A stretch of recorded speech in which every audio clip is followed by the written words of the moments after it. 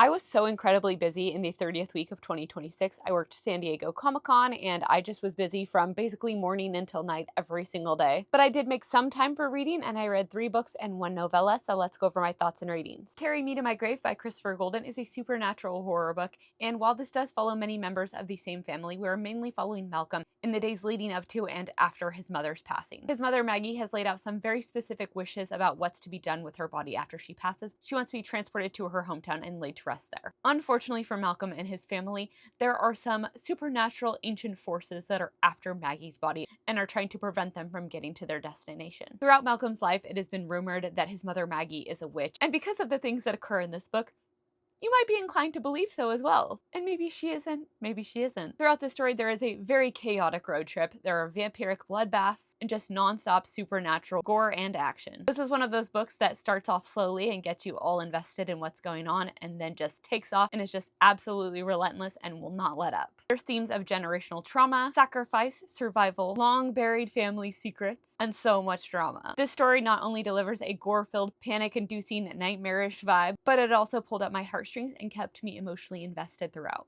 It's witchy, it's demonic, it's supernatural, and I was very entertained the entire time, and I'm rating it 4.25 stars. Watch Where They Hide by Tamron Hall is the second book in the Jordan Manning series, and I have not read the first one. But this one follows a TV reporter named Jordan, and she is investigating the disappearance of a woman named Marla. This was a fairly quick read, though I would not classify it as fast-paced. I will say I did feel like I was missing that connection to Jordan that maybe I would have formed if I read the first book, but I didn't feel I was missing too much context to not enjoy the story, and I did enjoy it. Jordan is a very determined and relentless person, and I found her very easy to root for. That being said, she made some really silly decisions throughout, and I found myself just like yelling at her, trying to get her to come to her senses several times throughout the story. There's themes of abuse and broken systems, some excellent commentary on the media, and the lack of attention on people in marginalized communities that have gone missing. And this goes hand in hand with racial injustice, and it also takes a look at the dangers of online crime. Overall, this was a solid read, and I was engaged throughout, but ultimately this just didn't really stick out to me. I enjoyed it, I was entertained the entire time, but yeah, it just wasn't that memorable for me. So I'm rating it 3 stars. The Need by Megan Mostyn Brown publishes on September 22nd,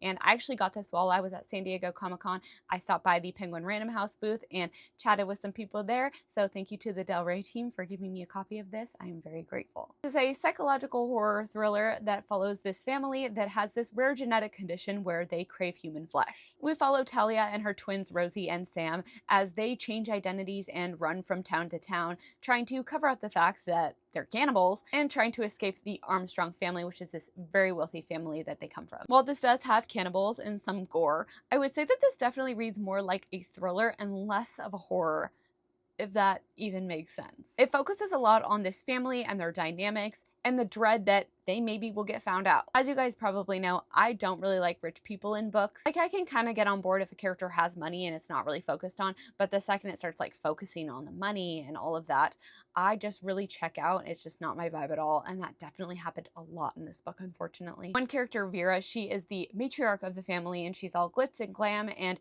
anytime I would switch to her POV, I just completely checked out and wanted to skip over her parts. And this book is told in multiple POVs from all of the members of the family, and we also get dual timelines, and I think I was most invested in Rosie's POV. She's one of the twins and she did not inherit the need, which is the desire to consume human flesh. Meanwhile, her brother Sam really can't control himself, so I thought it was fun reading like an outsider's perspective of somebody who doesn't have the need, and she got into this sapphic romance that I thought was really endearing. But other than that, honestly, I just don't really feel like this story was my vibe. I just wanted a bit more of the like cannibalist lore and like how it all came to be, the death toll and all of that, and less of everything else. I don't know, I think it just focused too much on like the hierarchy of power within this family and just the things that I don't typically like. Overall though, I was entertained by this story. It just ultimately wasn't my vibe, and I am rating it 2 stars. Night of the Mannequins by Stephen Graham Jones is a novella that follows a teenage boy named Sawyer as he recounts the time that he and his friends played a prank and